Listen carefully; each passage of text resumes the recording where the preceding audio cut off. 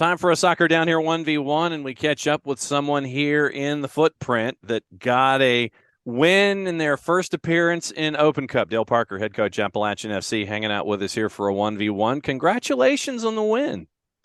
Thank you very much. Appreciate you having us on today. So, how long did it take your heart to recover from what happened there in Boone? I'm not sure it has recovered, to be honest. I mean, it was. We always talk about the magic in the mountains, and anything can happen with this club, and the way it started, the way it's progressed over the last 2 years, and then I speak to a lot of people about it, and they were saying, "How do you fancy your chances in the Open Cup?" And I don't really have an answer. I don't really know. I think we're going to be okay, but I know they're going to be good. I just think it's going to be extremely entertaining, and that's the only thing I could say. And it was, it You was, weren't kidding, brother. You were not kidding. yeah. I think that the game itself was just a fantastic advert for the competition. It truly was a real cup match. It wasn't two teams being careful. It was two teams trying to win it, and that made just for such an entertaining game. And obviously the way it ended, if you could end every cup match like that, I think you would, right? I think it's the best way to win, the worst way to lose. When you look at preparation for this match, we caught up as an example. We caught up with the folks from Des Moines in League Two. And for them, it was a real hard thing to piece a roster together, get 18 guys, put them on a flight, get them to Nashville, get them into a second piece of transportation, get them to Murfreesboro, Tennessee, and play a match against the team that they were playing separated by 691 miles. How difficult was it for you to piece an 18 together, knowing that your normal season isn't for basically 2 months? Yeah, I mean it's difficult. I think we won't compare our issues to theirs. I think theirs was slightly, a little bit worse, with the travel to the game, of course. But in terms of the build up to the game and the training camp, very, very challenging. It's an unusual position to be in because you feel like you've got enough talent, but you never really know until you get everybody there. Because I made this joke when I got to Boone for the training camp. It's a strange situation for me because I know all the players, but a lot of them didn't know each other. It was like I remember saying the same thing at my wedding. I had all these people from all over the world at my wedding, and I'm just thinking it's going to be a great time. And then I forgot a lot of these people didn't know each other. So the first couple of days were, get to know each other as quickly as you can. Thankfully, a lot of them have played for me before, so they understand what I want to achieve tactically and the style that we want to play. But I will say within the first two training sessions, we started to get a really good feeling about things that even though we'd basically got four days to prepare for this game, we felt like we were way ahead of where potentially we could have been. And then by the time the game rolled along, it was just okay. Well, we know what we're doing now. Let's make sure we do as much of that on the pitch as we can. And obviously, not everybody's been training for a long period, so that was an issue we had to deal with during the game. But yeah, thankfully, we put on a good show. In Boone, it was history and it was promoted as such. What was it like for you and the guys and the team there in Boone to have this piece of history happen for the franchise with everything else going on around? It's like the dog in the pond where you throw the stick, the dog goes and gets the stick and is swimming back to shore. Everything that everybody sees is the dog with the stick in its mouth, but no one gets to see all of the dog paddling and frantic underneath the water line to make things happen. What was that environment like? It was unique. I'm very close with the ownership and the operations and the general manager and the work that went into getting this game done and getting it in place. And I don't think people just don't realize what it takes to host an NPSL game, let alone a US Open Cup game. So there's a lot of preparation on that side. The work that goes into building a roster, it's not as straightforward as recruiting a player, getting them registered, and doing some international clearance. There's a lot more work that goes into it, and especially when you're working in a very short window. And then a few guys they drop out, then you got to replace them. There's so much stuff that goes on. So when the game rolled along, it was almost it was a relief when the national anthem played and the referee blew the whistle, and it was like, right, now it's just the football now. We can just concentrate on the football. So yeah, it was a unique experience. I thought our ownership team did a phenomenal job making sure that the training camp went almost as perfect as it could. I want to thank the community for and the county, App State, High Country Soccer for being cool with us with the field, make sure we had somewhere to train. But it did feel like a very, very professional environment, and all credit to that goes to our ownership. And you scored 83 seconds in, so that wasn't bad either, was it? I think I was debating whether or not to stand up or sit down for the first 15 minutes, and by the time I figured it out, we'd scored a goal. Um, and it was just almost it felt very similar to the first goal we scored as a program at home a few years ago, like the excitement from the crowd because it's a new thing, right? Open Cup's new, and the noise when the goal went in, it was deafening. Yeah, it was. You're never going to complain when you score a goal in a game, but that goal certainly changed the game plan. I think for both teams, and it changed what we thought might happen in the first 15 minutes. So, but yeah, it was a great moment. Obviously, Camden getting that goal as well, former App State player. You couldn't write a better story. Dale Parker, the head coach of Appalachian FC, hanging out with us after his round one Open Cup win over North Carolina Fusion's U23s. It took a while. And that's what we're kind of getting into here as he gets ready for round two in about 12 days' time, where it's going to be a trip to Matthews to take on Charlotte Independence. But, there's a red card, and you're thinking, okay, then all of the momentum swings that happened when you're fighting a 10-man Fusion side, and it ends up going back and forth, and it's 2-2 at the end of 90. Obviously, what happened in the first 90 seconds different than the full 90 minutes. What was that ride like on the bench, thinking, okay, they've got a red, they're a man down, we've got a lead, now we don't, now we're tied. What's that ride like on the bench? But it was stressful.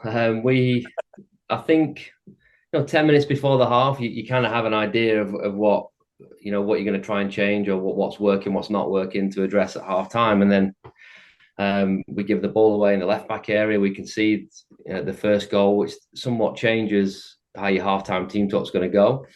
And then the red card happened. So then now we've basically had three different team talks planned for halftime within a space of 8 or 9 minutes, which is not ideal. But I said to my staff, sometimes I'd rather play with 10 than play against 10, because especially in a cup game, because they're not going to sit back and endure it. They're going to try and win the game still. They have to.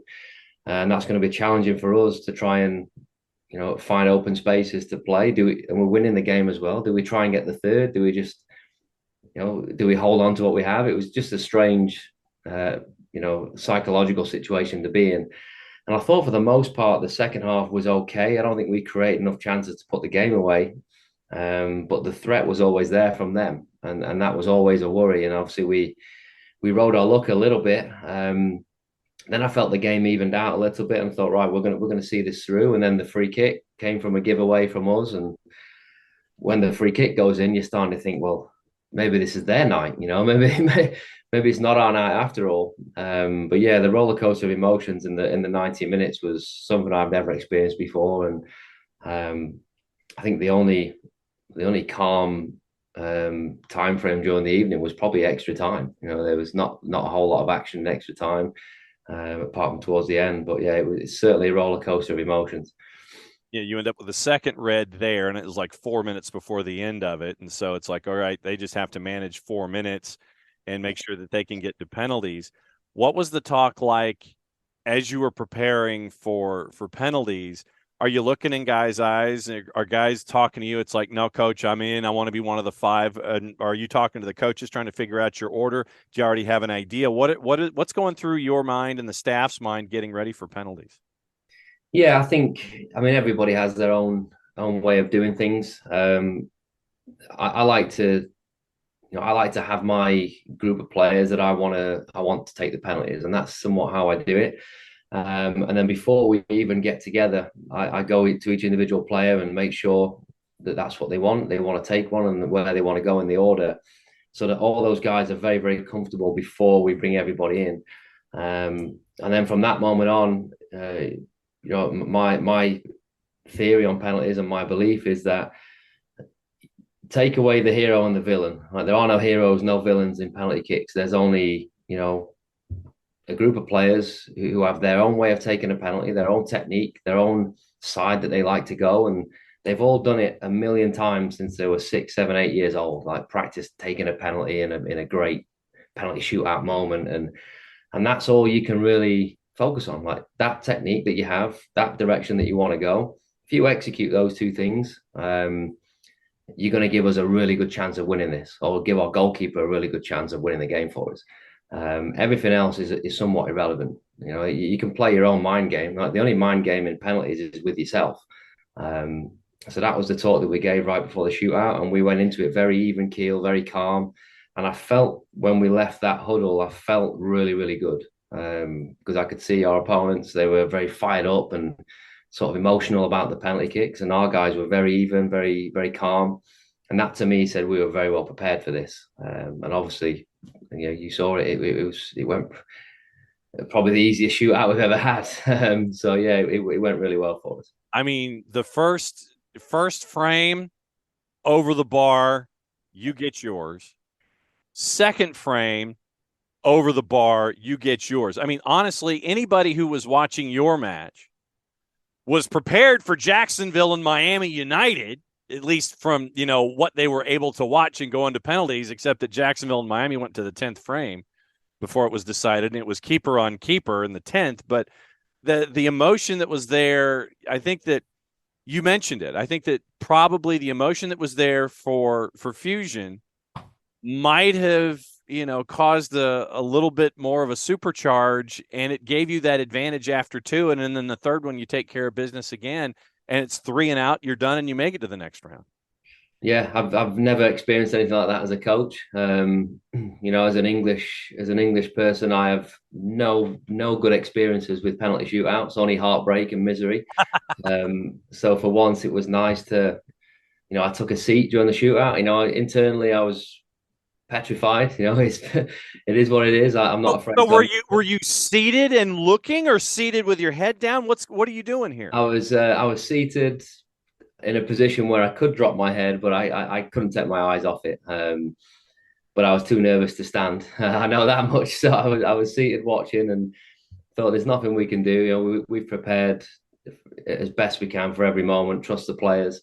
Yeah, and I think that the three guys that scored for us were probably the three calmest people out there. I think we had three very, very good takers for our first three, and I've no doubt that 4 and 5 would have executed as well because of the mindset and the position we were in. But yeah, it was a unique end to the shootout.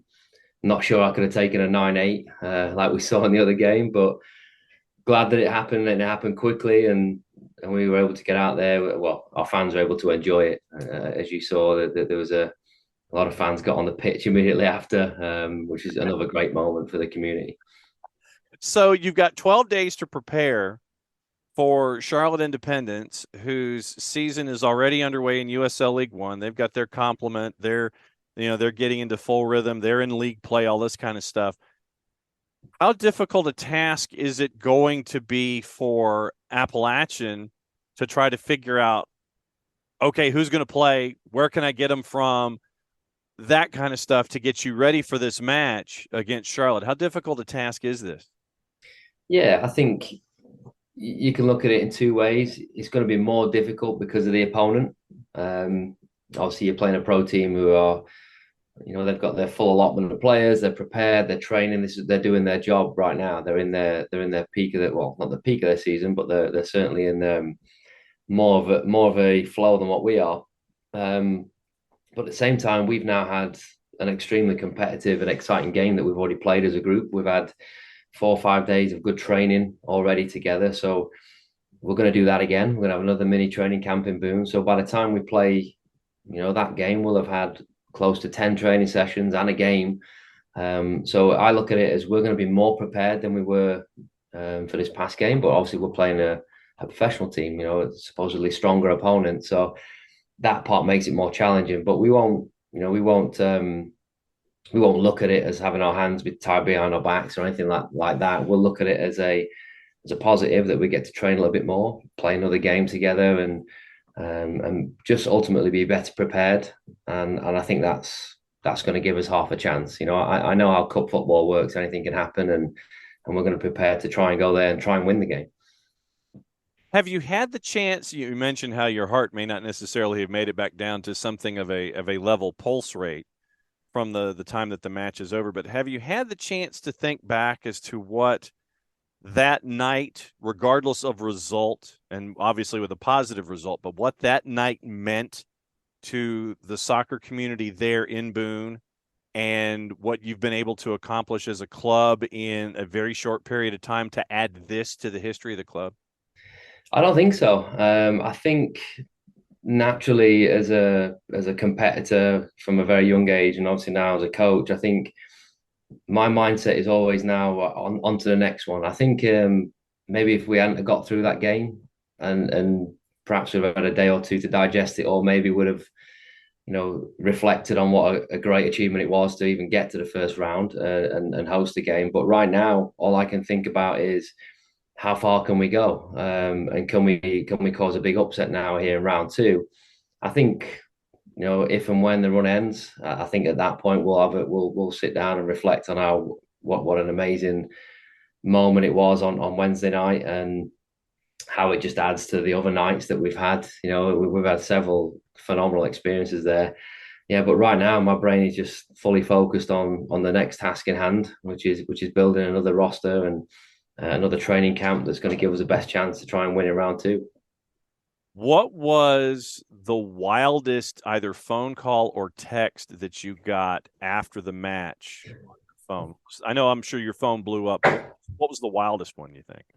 I had a lot. I had a lot. I had obviously my parents back home. They somehow stayed awake and managed to watch the whole game. But there's just so many. I don't think there was one that stood out. I think the whole inbox and looking at how many people watched the game from all over the world was probably the craziest thing, because obviously you try and tell people about it, and sometimes you have to explain what the Open Cup is if they're not from the States, and told a lot of people about it. Never expected them to be checking in and watching. But former colleagues of mine, one in particular that played at the App State before the program got closed down, and he came to a few games during the first summer.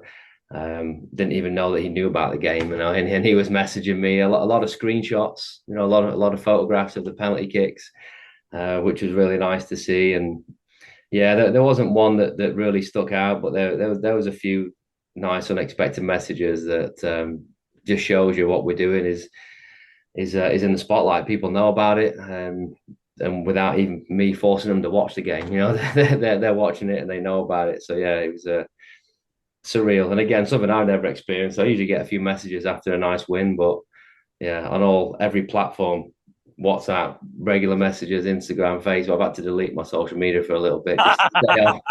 Um, but yeah, it was a nice thing to see after the game. You've got time to prepare, even though it's not a whole lot of time. You got 12 days to prep for Charlotte Independence next round of the Open Cup. Dale Parker, head coach, Appalachian FC. Thanks for dropping by for a 1v1. Now that you had the chance to catch your breath, you're sipping the coffee, and you're getting ready for the next round. We'll catch up with you soon, my friend. Congratulations. We'll keep an eye on you. Cheers, John. Thank you very much.